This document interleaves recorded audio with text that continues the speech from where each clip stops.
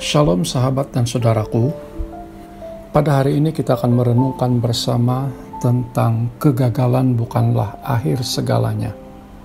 Sahabat, Amsal 24 ayat yang ke-16 berkata, "Sebab 7 kali orang benar jatuh, namun ia bangun kembali, tetapi orang fasik akan roboh dalam bencana." Demikianlah firman Tuhan. Sahabat dan saudaraku, semua orang pasti pernah mengalami kegagalan di sepanjang hidupnya. Bukan sekali atau 2 kali, tetapi mungkin berkali-kali.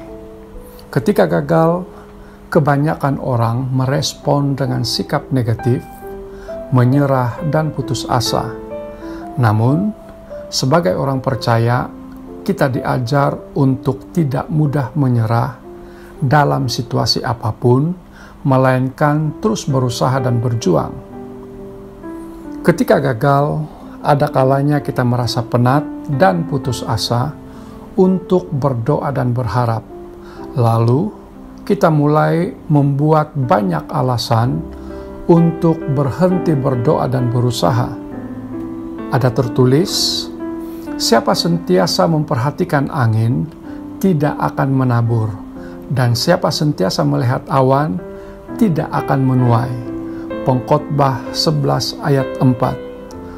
Tuhan tidak mau kita lekah dengan kegagalan-kegagalan masa lalu, melainkan terus maju menatap ke depan. Justru, kita harus menjadikan kegagalan sebagai pengajaran untuk kita keluar dari zona selesa dan mengizinkan Tuhan untuk bekerja lebih lagi di dalam hidup kita. Filipi 1 ayat yang ke-6 berkata, "Aku yakin sepenuhnya, yaitu Ia yang memulai pekerjaan yang baik di antara kamu, akan meneruskannya sampai pada akhirnya pada hari Kristus Yesus."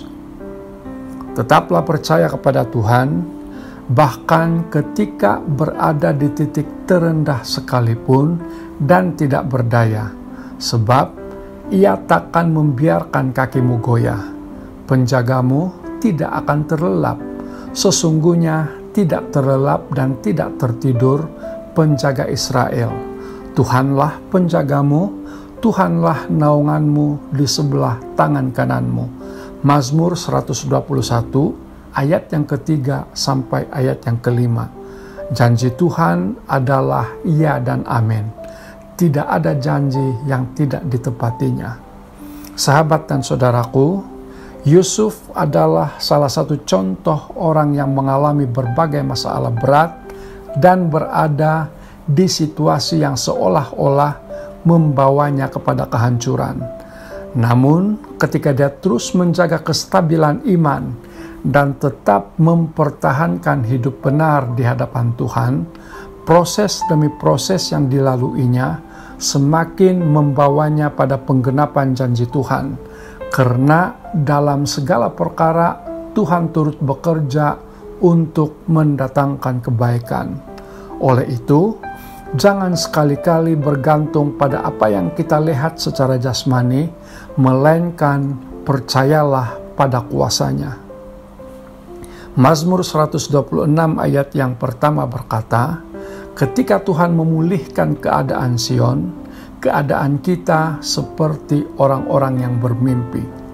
Selamat beraktiviti, jaga kesehatan, jaga keselamatan, dan tetaplah bersemangat. Tuhan Yesus memberkati. Mari kita berdoa. Tuhan, Engkau baik. Kasih setiamu tidak pernah berkesudahan di dalam hidup kami. Di dalam nama-Mu kami berdoa. Amin.